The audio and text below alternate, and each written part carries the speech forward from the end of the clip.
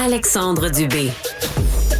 Les vrais enjeux, les vraies questions. Cube Radio. Les affaires publiques n'ont plus de secret pour lui.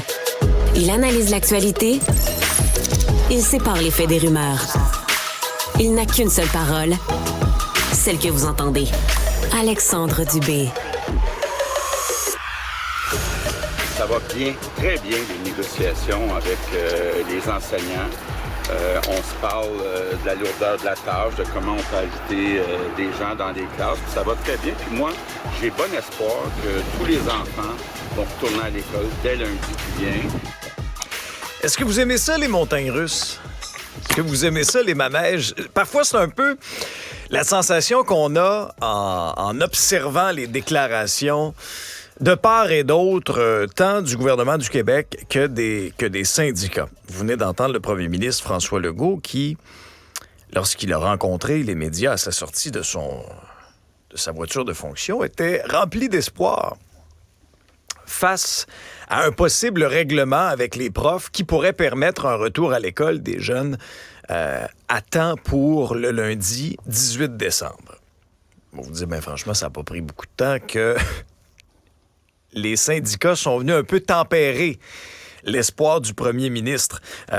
C'est venu d'abord sur les réseaux sociaux de la FAE où on a dit, contrairement à ce que dit François Legault, les nouvelles à la table ne sont pas encourageantes. Le gouvernement souffle le chaud et le froid. Il nous promet de l'ouverture pour ensuite refermer la porte aussitôt. La stratégie du gouvernement est clairement de diviser le mouvement et d'épuiser les profs. S'en est suivi les commentaires aussi de Josée Scalabrini, présidente de la Fédération des syndicats de l'enseignement affiliée à la CSQ. C'est l'autre gros syndicat des profs. Écoutez bien. Moi, j'ai le goût de vous dire que François Legault en a dit bien des choses dans les derniers mois. Moi, j'attends toujours d'avoir la preuve avant de me réjouir. Sauf que là, les heures passent, les jours passent et une entente n'est toujours pas conclue. Et si on veut ramener les jeunes à l'école, ben, du propre aveu de la part de certaines directions d'école, je dirais que l'échéancier, probablement vendredi midi, question de permettre là, aux gens de se revirer de bord et d'être en mesure de rentrer. Parce qu'il y a une fenêtre d'opportunité. La grève du Front commun sera terminée à ce moment-là également, parce que quand même que les profs règlent, si les employés de soutien sont toujours en grève, c'est pas possible de faire fonctionner une école. Alors ça, c'est pour les profs. Là où les deux parties s'entendent, c'est que c'est plus difficile en santé. C'est plus difficile, les négociations avec la FIC. Le premier ministre envisage davantage un horizon de règlement peut-être en janvier. La présidente du Conseil du Trésor, Sonia Lebel, est même allée plus loin, juge que les demandes de la FIC sont irréalistes. Et la FIC dit pas question de signer une entente à rabais. Si on souhaite une entente avant la fin de l'année, ce serait important que le premier ministre cesse de jeter de l'huile sur le feu. Bon. En une du journal, des soins ésotériques pour jeunes cancéreux. C'est une histoire du bureau d'enquête. Ça se passe à l'hôpital de Montréal pour enfants. Et notre collègue du bureau d'enquête, Audrey Ruel-Manceau, nous apprend que l'hôpital a laissé une pseudoscience s'introduire au sein des murs de son établissement.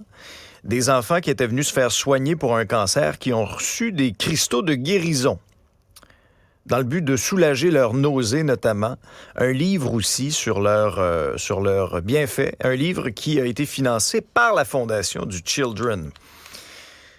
Alors, Linda Blanchette, c'est une travailleuse sociale qui travaillait dans cet établissement. Elle est retraitée maintenant. Elle y a travaillé pendant 10 ans, pris sa retraite en 2019, a décidé de son propre chef d'instaurer graduellement un programme de lithothérapie, nous dit-on, dans ce département, le département d'hémato-oncologie, où elle a travaillé. A commencé à remettre aux enfants atteints de cancer des cristaux guérisseurs, si vous voulez, accompagnés d'un petit papier qui explique un peu le mode d'emploi de tout ça. Mais, donc, les propriétés qu'on attribue à ces pierres, on parle beaucoup de croyances ésotériques, là, pas été démontré scientifiquement, sauf peut-être un effet placebo, c'est ce qu'on peut lire. Réaction de la direction de l'établissement et de la fondation. On se dit étonné d'apprendre que la pseudoscience s'est infiltrée.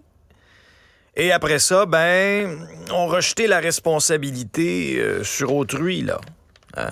Et il y a des médecins qui se disent très, très, très perplexes à savoir que ces croyances-là ont été pratiquées. Et même, là, on en a fait la promotion à l'intérieur d'un livre à l'hôpital. Un livre, d'ailleurs, toujours selon ce que rapporte le journal. Nos collègues du bureau d'enquête sont allés là en novembre. Et ce livre-là, le livre Pierre d'espoir, était toujours, semble-t-il, à la disposition des usagers de l'hôpital de Montréal pour enfants dans la salle d'attente de la Fondation. Alors, c'est une histoire quand même qui risque de faire réagir. Parmi les choses qu'on va surveiller au cours des prochaines heures, c'est une annonce importante de Québec et Radio-Canada a certains détails. 24 millions qui seront investis pour lutter contre l'homophobie et la transphobie.